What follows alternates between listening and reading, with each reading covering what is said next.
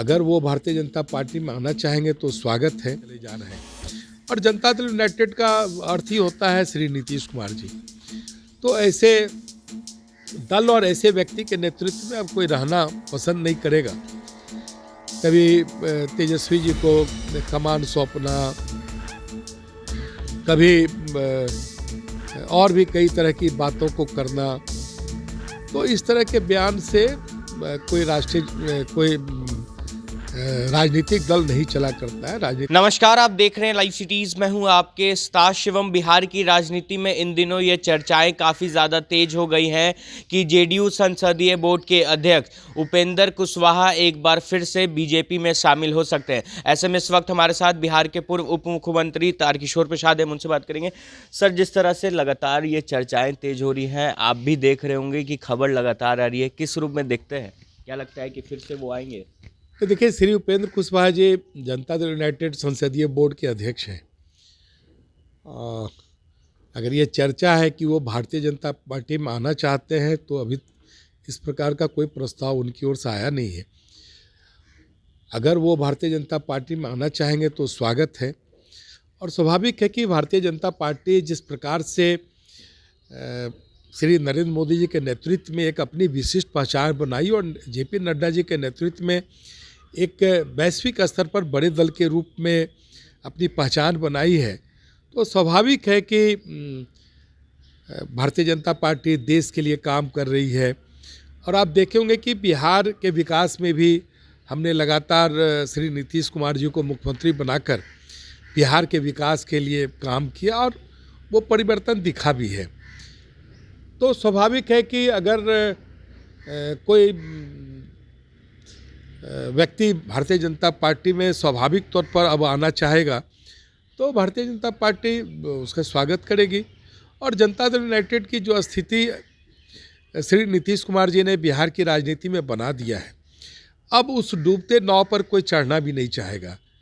जब वो 2025 में सरकार का मुखिया राष्ट्रीय जनता दल के नेता को बनाना चाह रहे हों और अलग अलग प्रकार से कई उनका बयान आया है जो उस स्पष्ट तौर पर उनकी राजनीतिक अनिश्चितता और जो एक राजनीतिक सोच होना चाहिए उसका अभाव भी दिखा है और अनसर्टेनिटी भी दिखी है।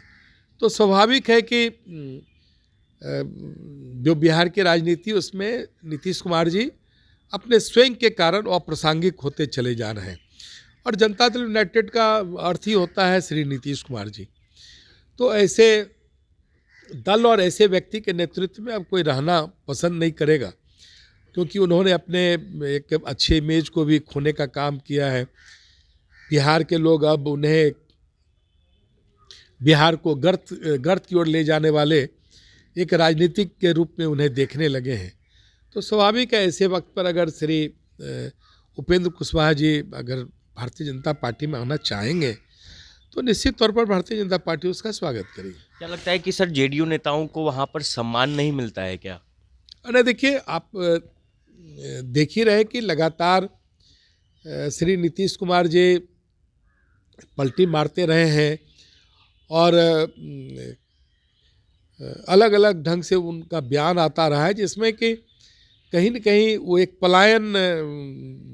राजनीतिक पलायन की सोच है। कभी तेजस्वी जी को कमान सौंपना, कभी और भी कई तरह की बातों को करना, तो इस तरह के बयान से कोई राजनीतिक दल नहीं चला करता है। राजनीतिक दल तो एक ठोस उद्देश्य, ठोस कार्यक्रम पर चलता है, जिसका अभाव जनता दल यूनाइटेड में स्पष्ट तौर पर दिख रहा है।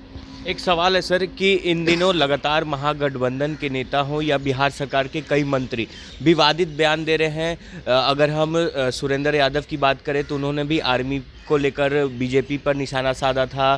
कल ही की बात करें तो कल आलोक मेहता ने स्वर्ण समाज को लेकर भी एक विवादित बयान दिया है। देखिए, जब किसी महागठबंधन में या किसी राजनीतिक दल में का नेतृत्व जब दिशा विहीन हो जाता है, तो इस तरह के बयान स्वाभाविक तौर पर आते हैं। श्री आलोक मेहता जी ने जिस प्रकार से कुछ बातें कही है, समाज को तोड़ने की बात की है, जबकि यह समरस समाज है। हम सब तो सबका साथ सबका विकास के ध्येय पर चले हैं, और जिस तरह से ये समाज में एक जहर घोलने का काम श्री आलोक मेहता जी अपने बयान से कर रहे हैं, तो स्वाभाविक है ये कि सामाजिक दृष्टि से भी अच्छा नहीं है।